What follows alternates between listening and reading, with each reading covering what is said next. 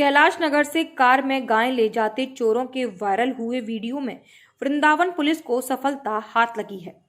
Police ने चंद घंटों में घटना का खुलासा कर कार व गौवंश सहित एक अभियुक्त को गिरफ्तार कर लिया, जबकि मौके से फरार 3 अभियुक्तों की तलाश में लगातार दबिश दी जा रही है। बताते चलें कि रविवार को कैलाश नगर सेक्टर 2 में 4 चोर गाय को कार में डाल कर ले गए थे। हरियाणा नंबर की स्कॉर्पियो में गाय की चोरी कर ले जाने की यह घटना वहां लगे सीसीटीवी कैमरे में कैद हो गई, जिससे पुलिस महकमे में हड़कंप मच गया था। सोमवार को दिन भर सोशल मीडिया पर वायरल हुई वीडियो का पुलिस ने खुलासा करते हुए राष्ट्रीय राजमार्ग स्थित रामताल जाने वाले मार्ग पर चेकिंग के दौरान घटना में प्रयोग कार व एक अभियुक्त को गिरफ्तार कर गाय सकुशल बरामद कर ली, जबकि अंधेरे का फायदा उठाकर फरार हुए 3 अन्य की तलाश की जा रही है।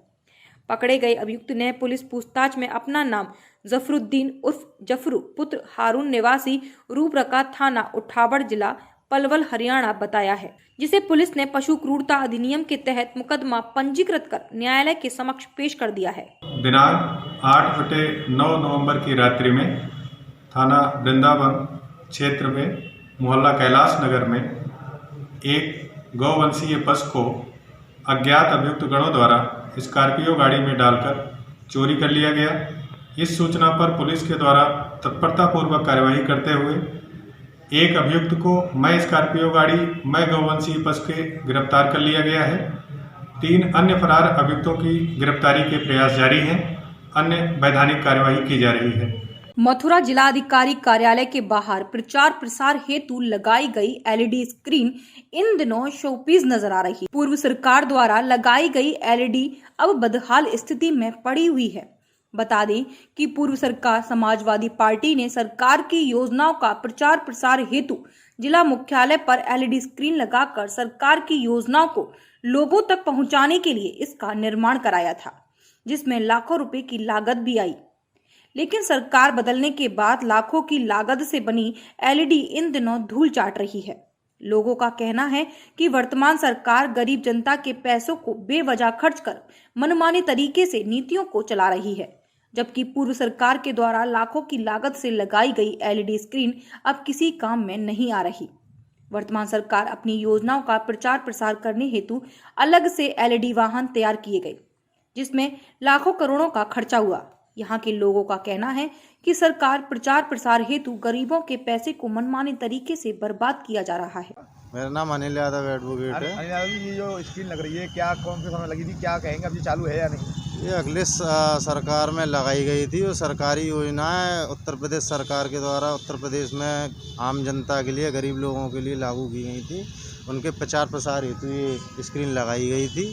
पर जब से 2017 में ये भाजपा की सरकार आई है, उन्होंने इस स्क्रीन को ही बंद करा दिया। ना इसका कोई मेंटेनेंस है, ना उसके अलावा कभी इसकी रिपेयरिंग की जा रही है, सर्विस की जा रही है। तभी से ही लगातार बंद है और कई करोड़ रुपए की लागत से एस्टीमेट इसका बना था, तभी स्क्रीन लगी थी। और आज भी भाजपा सरकार स्क्रीन के माध्यम से ही अपनी योजनाओं का जो नई ला रही है उनका प्रचार प्रसार करा रही है, और उसके लिए अलग से ठेके गए हैं।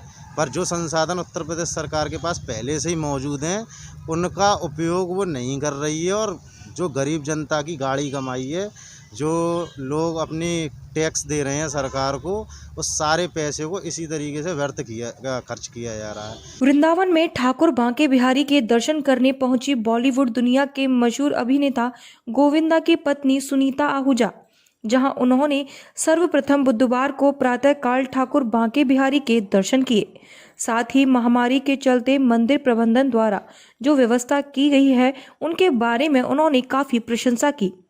पत्रकारों से रूबरू होते हुए सुनीता आहूजा ने कहा कि उनको कृष्ण भगवान की क्रीड़ा स्थली में आकर अत्यंत शांति व सुख का अनुभव हो रहा है, और कोरोना काल के चलते मंदिर काफी समय से बंद था, इसके लिए बुरा भी लगा। लेकिन अब मंदिर खुला है तो बांके बिहारी से विनती है कि इस कोरोना महामारी को जल्द से जल्द खत्म करें, और वही अपने परिवार के लिए भी खुशी की कामना की। कोरोना के बाद मंदिर खुला, आप दर्शन करने आई हैं, क्या कहना है बांके बिहारी जी के बारे में? बस बिहारी जी से यही पुकार करने आई हूँ कि बीमारी को जल्द से जल्द ठीक कर दीजिए, ताकि सब भक्त आके दर्शन कर सके। और मैं यहाँ दर्शन करने आई हूँ अपने पति गोविंदा के लिए, बच्चों के लिए, सबकी लंबी आयु हो, सबका स्वास्थ्य ठीक रहे। और हमारे गोपी जी हैं यहाँ पे, जब मैं आती हूँ इतना मेरा ध्यान रखते हैं, अच्छे से दर्शन कराते हैं। और मेरे पसंदीदा चीज़ जो है टिक्की और लस्सी तो मुझे खिलाते ही खिलाते हैं। और बस बाकी भी ऐसे यही प्रार्थना है कि सब ये जो भगवान ने दिया है सब हटा दे यहाँ से, कोरोना काल, सब स्वस्थ रहे सब। उत्तर प्रदेश में फिल्म सिटी बनने जा रही है, क्या कहना है इस बारे में आपका?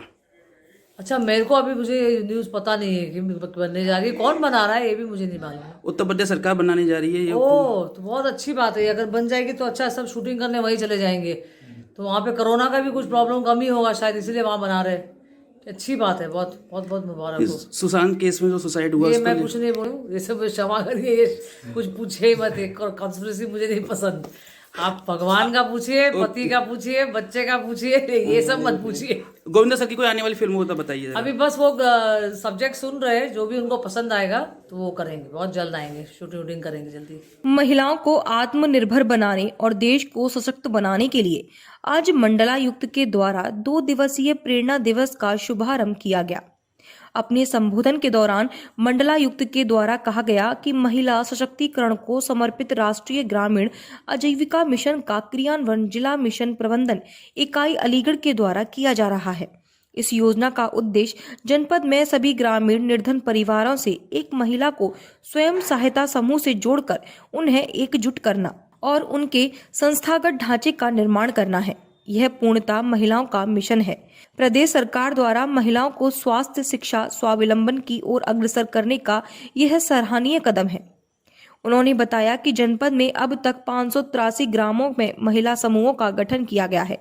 समूह के माध्यम से व्यक्ति का स्वास्थ्य, शिक्षा एवं स्वास्थ्य के साथ साथ आर्थिक विकास भी होता है। उन्होंने कहा कि जब देश की महिला अपने पैरों पर खड़ी होगी तो निश्चित ही भारत विश्व के विकसित देशों में से आगे निकल जाएगा। तुम बिल्कुल सही कह रहे हैं। मैंने तुम्हारी बात को ना मानी, मैंने तो बहुत बड़ी गलती कर दी तुम्हारी बात ना मान के। है मुझको कोरोना तो ना होगा, भगवान तूने मुझको इतनी जल्दी याद कर लियो। अच्छा ठीक है महिला, ये लो मास्क लगा लो। हाय राम। एक पति ने अपनी पत्नी को कितना समझाया पर वो नहीं मानी। इसलिए हम सब आपको कोरोना से बचने के लिए 3 मूल मंत्र बताएंगे, जिसे अगर आप अपने जीवन में अपना लें तो आप कभी भी कोरोना की चपेट में नहीं आएंगे। कोरोना पे जीत के 3 मंत्र, इनका पालन करो निरंतर, ये जीवन और मौत में अंतर। जो सतर्क है वही सिकंदर, जो सतर्क है वही सिकंदर, जो सतर्क है वही सिकंदर। किसी से भी मिलने के बाद साबुन और पानी के साथ 20 सेकंड तक धोने हैं हाथ। ये हम जीतेंगे मिलकर, जो सतर्क है वही सिकंदर, जो सतर्क है वही सिकंदर। मेरा नाम संगीता जाधव। जिस तरीके से आपने ये प्रदर्शनी लगाई है सरकार के द्वारा, किस तरीके से आपको मदद और आपको ये कैसे आया कि हम लोग किसी को बनाया और सेल्स करें? जी सर, जैसे ये बनाया है उस तरीके मैं आशा करता हूं कि इन्हीं 2 दिनों में सर शहर के जितने लोग हैं मेरे विकास परिवार के, लेके आए थे कमिश्नरी के सर, ब्लॉक्स के, तहसील के, हर विभाग के सर आके इन्हीं से शॉपिंग करेंगे सर और अपनी दिवाली को एक साफ, सुंदर, सुरक्षित दिवाली बनाएंगे सर। क्या आपने खुद बनाया सर? सरकार के द्वारा कुछ मदद मिली इसमें या आगे मदद भी चाहते हैं आप?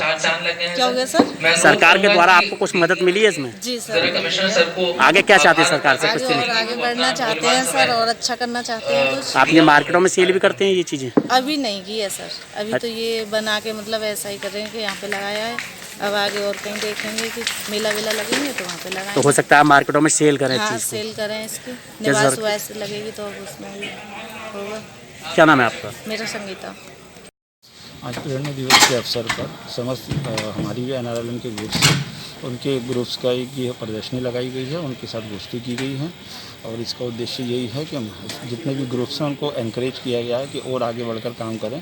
हमारे सरकारी विभाग के रूप में जितना भी सहयोग अपेक्षित होगा उससे बढ़कर उन्हें सहयोग दिया जाएगा और महिलाओं को स्वावलंबी बनाने में जितना भी हमारा कॉन्ट्रीब्यूशन है वो दिया जाएगा। तो जिस तरीके से महिलाओं ने जो प्रदर्शनी लगाई, अपनी योग्यता दिखाई है, उसमें सरकार की तरफ से किस तरीके से मदद रहेगी?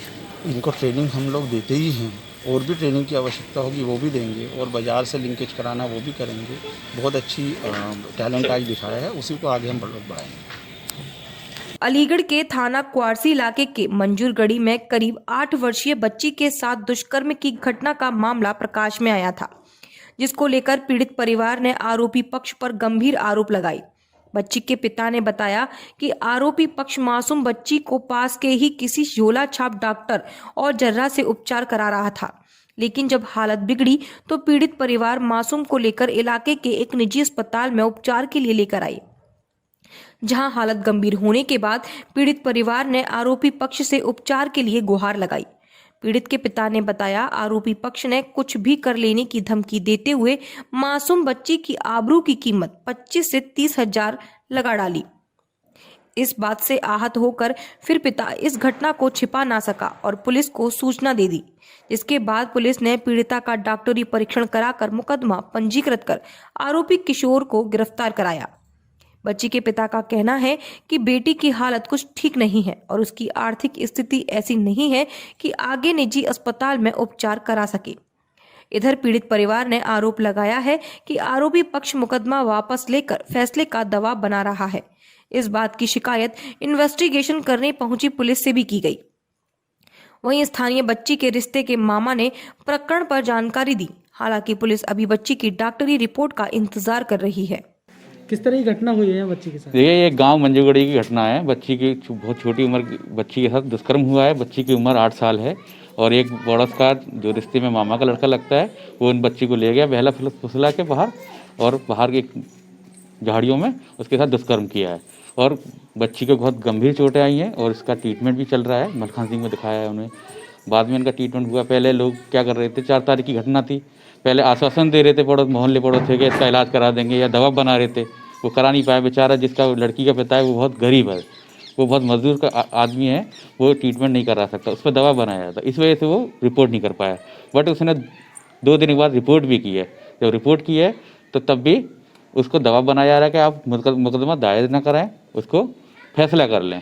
तो ऐसा करना उनके लिए बहुत ही बेकार है और जो जिसने दुष्कर्म किया है उसे सज़ा भी होनी चाहिए। अच्छा, यानी कि जैसे वो बता रहे हैं कि वो जानवर का खतरा भी है? जी, उन्हें जानवर उनको दबाव डाला जा रहा है, पैसे के दबाव डाला जा रहा है कि पैसे लेकर फैसला कर लें। ना करने पर जान से मारने की धमकी दे रहे हैं, गाली गलौज कर रहे हैं। क्या आपको लगता है स्थिति देख के यहाँ पे उनको सुरक्षा मिलनी चाहिए? हाँ, उन्हें सुरक्षा मिलनी चाहिए। मैं सरकार से भी कहना चाहूँगा कि उन्हें सुरक्षा मुहैया कराई जाए। आप कौन लगते हैं? ये मैं इनका भांजा लगता हूँ रिश्ते में और ये मेरे मामा जी। आपकी बच्ची के साथ क्या हुआ और बच्ची की तबीयत कैसी है?